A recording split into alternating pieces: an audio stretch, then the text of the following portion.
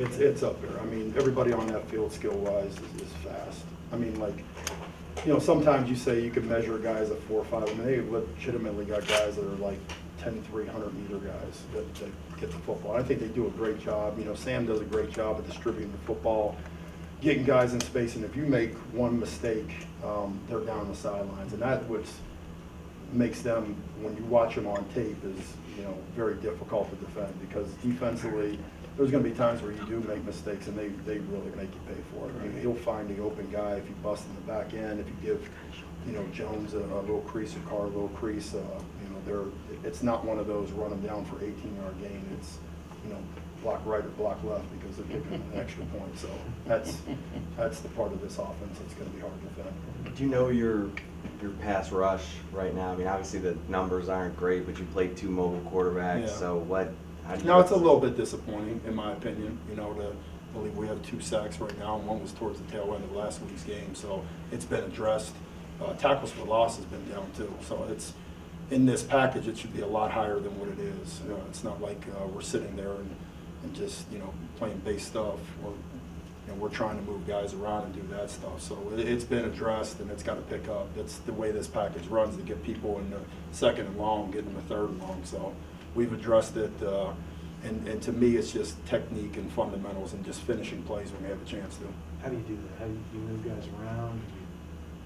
Change out guys? No, but I think there is. I think there's some merit to getting some different guys in there, some guys that have shown that they can make plays, but it's not, you know, it's just one of those things. It's kind of like turnovers. It's, you know, how come we don't have this amount of turnovers? And sometimes it's just you're not getting any turnovers. So I don't want to sit here and panic off of it. But when I look at those numbers and I know what this package is about, it is, in my opinion, we have to pick that up to be able to make this package work. Coach, in the past 2 weeks, you've had some receivers get behind your secondary. Sanders, they can throw it or at least connect. What's your thought on that correction? That well, it's eye discipline. You know, you saw it last week. A couple guys got behind us. It wasn't like it was a bust in coverage. It was just, you know, staring at a quarterback instead of looking at your man. And that's, and like you just said, it's Sam's going to find that one, and he's going to put it right on the money with him. So once again, another thing that, you know, you get out of this game and you say, okay, you shut him out, but from our standpoint, we could have played a lot better. I mean, there were some things out there. They convert a couple of those passes you're talking about. We got a 14-14 ball game, and who knows? Who knows after that part? So it's been addressed, you know, on Sunday. Todd, how much has your defensive coaches, how much has y'all's opinions changed of these guys? You know, no. You have guys who are, you thought were headhunters, but maybe they're not. No, I don't think that part of it. I see a lot of guys still pressing. You know, I didn't think that. I thought they would go out there, and there's too many times where, you know, it's I need to make this play. I want to make this play, and it's not anything to do with the scheme. It's not anything to do with the person. It just, you get into this, you know, situation where you want to do well. They're great kids. They want to please. But sometimes they fight, just like we played Gary Johnson, you know, quite a bit in San Jose, and he's over on the bench, and, you know, I'm telling him to calm down. You know, he wants to make every play. And it's like, relax, big boy. I mean, you're going to make your plays. Don't press. Right. But I don't, to me, it's just, hey, play relax, calm down, go through your training. That's the biggest thing that we continue to hit these guys with. It's like, that stuff that we teach you in practice, that stuff that we see you do in practice. Just because there's 88 or 100,000 people that are sitting in the stands, you know, you don't change. You know, it's the same way that you approach it. And I think that's the part that we continue to drive into these kids is to say, just go out there and do what you're taught. And if they make a play because of something we coached or whatever it is, put it on us. We're good. But don't try to press and try to do something that's outside the scheme. Some defensive coordinators subscribe to the theory, don't blitz a great quarterback. It's what pick you apart. Well, it depends. I mean, to me, he's so accurate and so crafty with the football. It's just, we've seen, you know, we went back and studied every game, you know, from last year and the 2 games he had this year. And it's, there has to be a balance of it, because if you let him sit back there and just pat the ball, he'll just pick you apart. And he's a good athlete. I don't think he gets enough credit for being a good athlete. I think we're all so used to, like, you know, we want to see a 4.5 or 4.6 guy. He's, you know, he's got some, you know, he got guts. I tell you that. You know, he's not afraid to put his shoulder down and try to run. And He's very, very impressive. Some of the throws that he made last year, just even the throw that he made versus Stanford, I mean, golly, it's you know, he trusts his arm, and you know, he in his opinion, he can put the ball wherever he wants to, and most of the time he's right.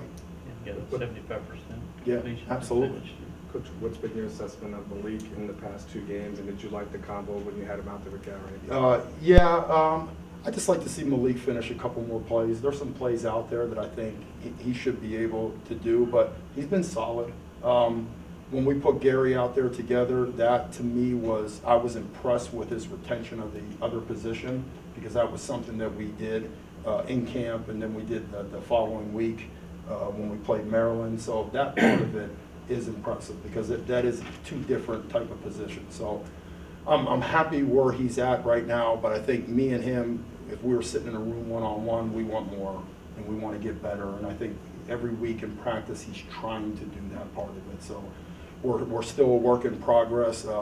I believe he's got to take his game to where he can dominate a game, where he can go 4 or 5 plays in a row, where he's just all over the place.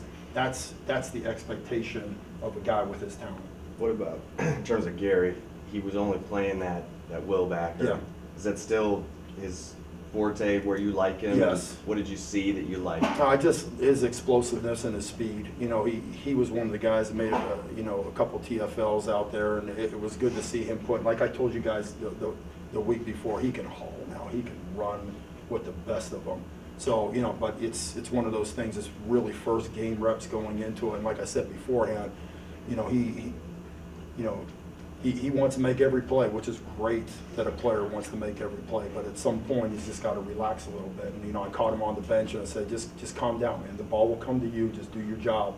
I thought he pressed a little bit. But to see him out there, it gives us more speed. And anytime you have more speed, if you do make a mistake or something busts loose, if you have the ability to get it on the ground and play another play, that's going to help you. You mentioned Sam's athleticism earlier. Yeah. Coach Helton was talking about how he uses Darnold's athleticism to sort of set up certain things for the offense. How have you prepared your defense for that? In terms of what? What was he talking about? In terms of just using his athleticism in different ways to set up the run or the pass, how aware are they of what Darnold can do with his legs? Yeah, I think, well, if I'm them, I'm trying not to run them too much, because that's me personally.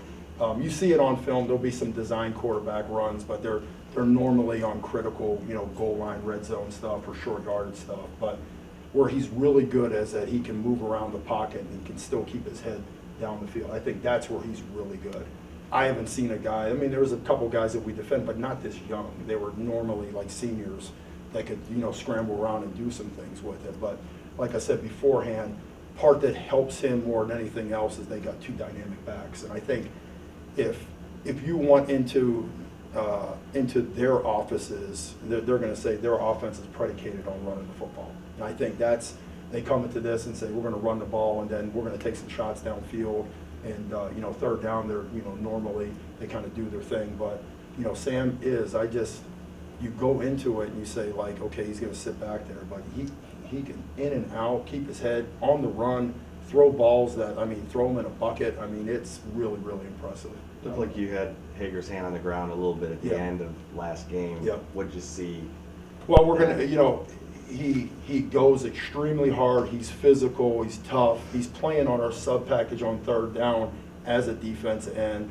So we said, hey, listen, you know, you get out of Maryland week, you know, Insanity's, you know, playing with the same crew and not changing. So we took a look at options. Gary was an option. You know, Brecken's an option. You know, trying to get different guys in there to really sit there and say, can these guys give us plays? So that's what Brecken was doing. Todd, speaking of the run game, Yeah. I was looking at y'all's 6 wins over ranked opponents the last 2 Yeah. years, and in every one of them, the opponent's running stats were down. Yeah, absolutely. And so can you talk about just how stressful of a key is that if this is going to work at all? Yeah, it's absolutely huge. I mean, if you call a game, and I think this came into like Maryland, if you call a game and it's 2nd and 3, and they just ran the ball for 7 yards, I mean, if you're the offensive coordinator, it's pretty easy to know what you're going to do next, you know. And then as a defensive coordinator, you're kind of limited in the stuff that you're going to do. It's not like you're going to put everybody back to cover people.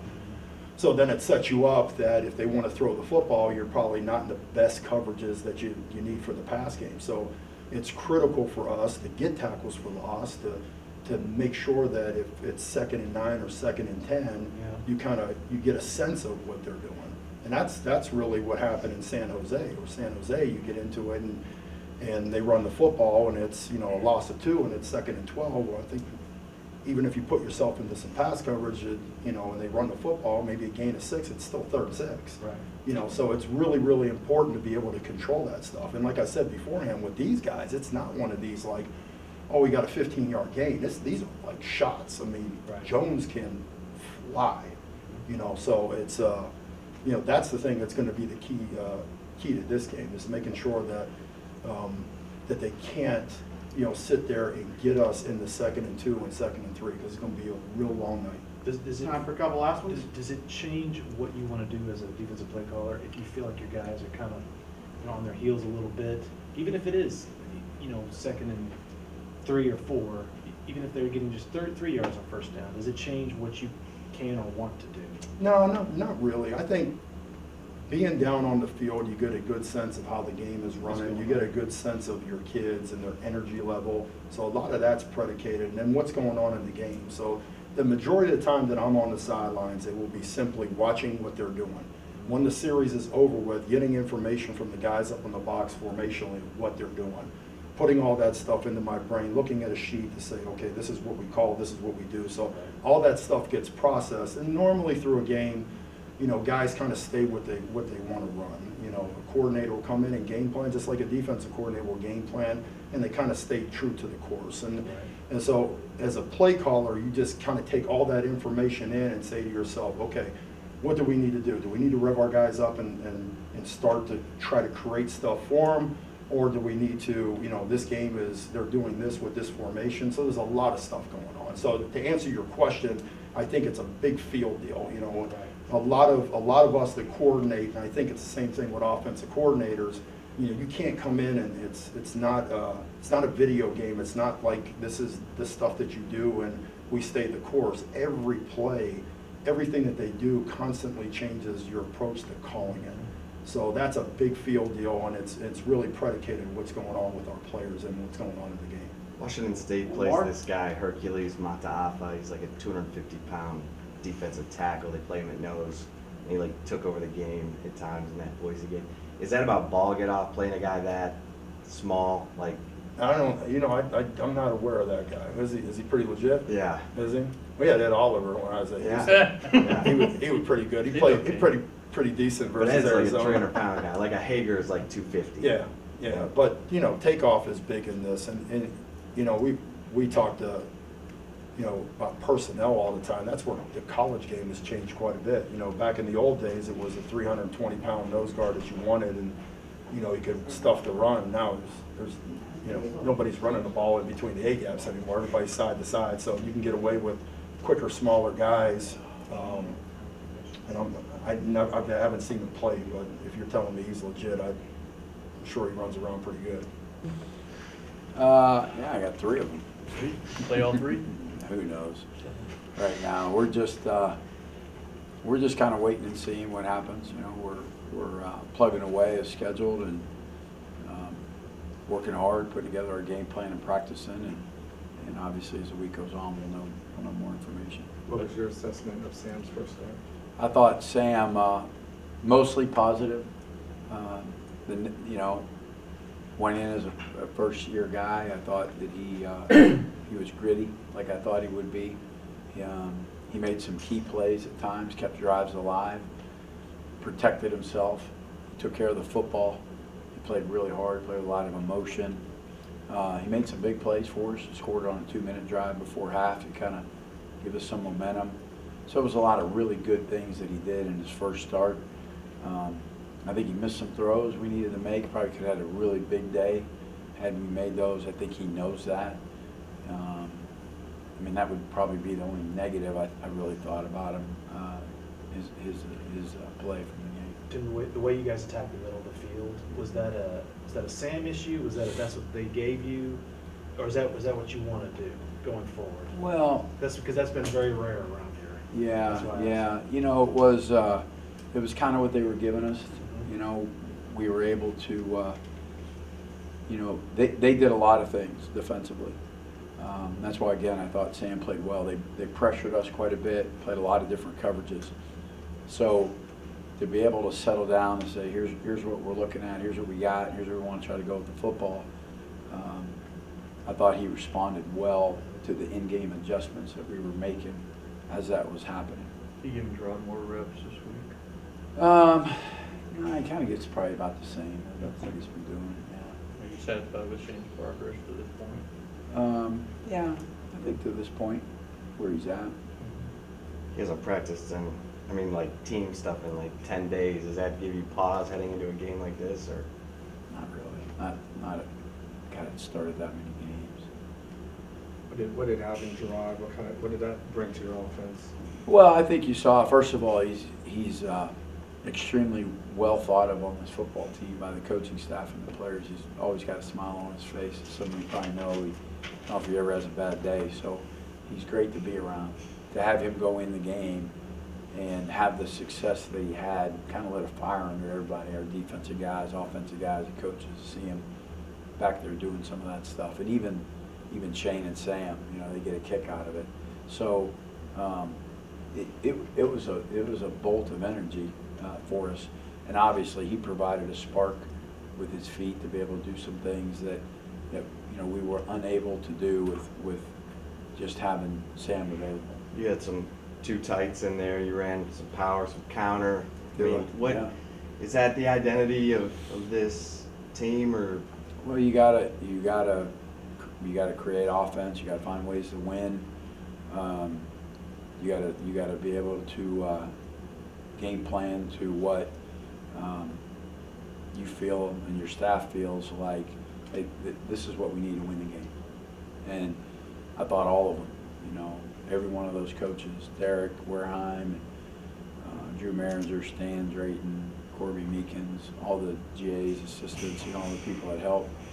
What a great job of, hey coach, we need this, or how about this, and what do you think of this? And this isn't a one-man show by any means. And to have that group to be able to sit down and say, here's what we got, and then I kind of just decipher through it and say, okay, this is what do you guys think? And it takes a long process, it weeds out, and then eventually it kind of comes out smelling really good out of the oven when we execute like we did, and we did a good job of that.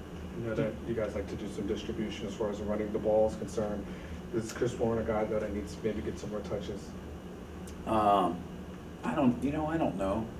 You know, I try not to get too caught up in those things. I'm going to do what's working.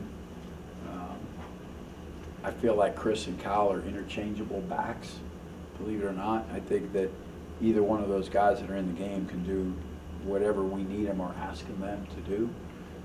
So rarely am I sitting there going, get so-and-so in for this play. I trust Coach Drayton. He knows he's going to put the guys in that he knows. He might say, this guy runs this better, let's try to get him in on this play. But that's entirely up to what he feels. What you think about your freshman running backs? I thought they did a great job at the end of the game. They got a bright future. You know, they just got to continue to grow. They got to continue to learn the offense and mature, and learn what college football is all about. Your Lojo was out there. Yeah. Was that because of his blocking downfield? Not necessarily. You know, it's just trying to keep guys fresh. You know, they do a lot of things for us. We've played quite a few plays. We ask them to do a lot of stuff. We're running guys in motion. It's a lot of running. So we want to keep guys fresh and play hard and reward guys that do what we ask them to do on a daily basis. What's your level of concern if the offensive line fails now with Patrick Sell? Yeah, you know, obviously that is a concern. We got a solid group, a core group, you know, of 5 to 7, 8 guys.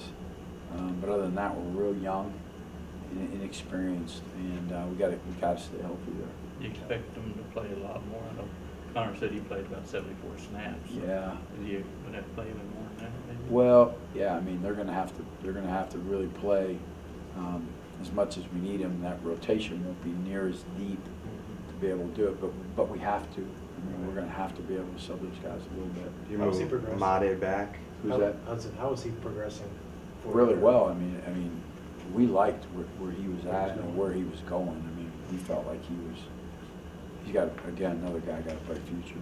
Do you move Amade back, or do you leave him over on defense? Right now, we haven't done anything. Tied in Luis Lato, see how's what progress he's making. You know, he's getting better. You know, for a while there, obviously it's tough getting reps for all your guys. So, you know, we've gone through attrition there, so his role is increasing because of need. So, you know, he's a step behind some of those other guys just because he hasn't had as many reps. But physically, he's a tough kid. He works really hard, and he's not afraid to throw his face in there. That's for sure. When y'all get in this environment Saturday, you know, Coliseum, 90,000 people, national TV, whoever you put out there, 7 or 11, or 13 for that matter, how much are y'all as a staff looking for? Who's going to put this team on their shoulders and go? Who's going to make game-breaking plays, Yeah. not just, you know, move things along? Yeah, that's a part of it. Yeah. You know, I think that certainly anybody that could ever do that would have an advantage. Right. But they also need those opportunities. I mean, Shane's Right. played one game and Sam's played one game. So to sit there and try to compare Maryland and San Jose is probably That's not fair. Yeah, Right. that's not fair. And just the way the game transitioned, first game, and so on and so forth. So, you know, we're progressing. We're moving forward. We're seeing how things develop. Mm-hmm. We kind of play it by ear. What jumps out you about their defense? Fast, athletic, as you would expect. Well coached. You know, I think Coach Pendergrass does a really good job with them defensively. They know the defense. They play good team defense, so they know it well. You got to beat them. They're not going to give you a lot. You got to beat them. So we're going to have to execute at a really high level. We got to take care of the football. We got to convert third downs and stay on the field. So it's going to be one of those games that there's going to be, I don't know, 10, 15 really crucial plays. We're going to have to make plays when we get those times to do that. What did you see from Kendall Moore and from Cade Brewer? I thought both guys played well. Again, we still got a lot of work to go, but you know, it's just some technique and fundamental work that those guys need. Again, being young players that weren't getting as many reps when you had, you know, Beck and Gray, you know, getting most of the reps. So, but good players. They're going to help us. I mean, obviously they're helping us now. So, I mean, they're going to continue to do so. Obviously, y'all want to keep USC's offense off the field as much as possible. How important is it for you to sort of help your defense and establish the run game early to keep their defense on the field as much as possible? Yeah, I mean, and I'll be honest, you know, you say, do we have to establish the run game? We got to get first downs. Whatever that means is, whether it's running the football, throwing the football, it's whatever those situations apply themselves, staying out of, you know, I thought we did a better job of this, eliminating those self-inflicting wounds. There wasn't a lot of penalties. There wasn't a lot of negative yardage plays. We weren't sitting there looking at 1st and 20 and 1st and 15 and 1st and 12, or I mean 2nd and 12 and 2nd and 15 and 2nd and 20. We weren't in those situations a lot. We were in 2nd and 4. So if you could be in those situations, be it by a bootleg or a run, I don't know that it matters. It matters to be in those situations though. Which I don't know if you've been asked this before. I apologize, but when you're, how many plays are you scripting, you know, to start a game? You know, I have a script of probably 6 to start off, but there's probably a list of 12 to 15 that I'm going to get to. In other words, like there's an order I usually try to get to, but other than that, there's plays like I got to get to this because I want to see something. What was the message to Hemphill Maps after the first half? You know, just, I mean, again, we're still building the culture here and building our guys inside out. We got to have everybody do things the right way, and you know, just he's got a long career ahead of him. He's just got to do the right things, and he'll get his opportunities. Is he getting enough out of Colin Jones? Yeah, you know, some of this in this past game, they played some, you know, cloud of the boundary and gave him help over the top. So we're not going to force it. Yeah. You know, we're going to take what they give us and try to take advantage of the holes in the defense wherever those may be, and not force throws to people all the time if they take it away. You know? Tim, when you got a guy like Gerard that's got that specialty package, how do you get the most out of that package within the game without disturbing the flow of the offense? I guess how tough is it to make sure you're striking a good balance there? I think you got to be creative. What you're doing, when you're doing it. If there's a plan in place and the people are involved, understand the plan, it's not a big issue. Both Sam and Shane are, they're really good with the fact that Gerard's in the room. There's no resentment, there's no anger, there's no jealousy. They want to win too, and they know that he brings a little different element to the room. So have at it. I mean, it's kind of their deal, and they cheer him on, and it's a great room. I'm really proud of the guys to be able to do that, all of them, because it's not an easy situation. All three of them are in at this point. Would you be Time for uneasy two last about ones? putting Sam in such a volatile situation, top 5 team? Repeat it. Would you be uneasy about putting a true freshman in? If I was uneasy, I wouldn't play him. But you're not. You wouldn't play. Yeah. And again, if probably the biggest strength of that kid is that. I mean, probably the more you tell him he can, the more he's gonna. So. Last one? Anybody? Anybody have a great week of practice? You know, I told you guys last week, I thought it was a different feel, really focused. Yeah. You know, we seemed today was very businesslike. Wasn't a lot of hooting and hollering. It was out there, let's go to work, punch the clock. We got a job to do, and we got to get better. And I thought today was a really good practice.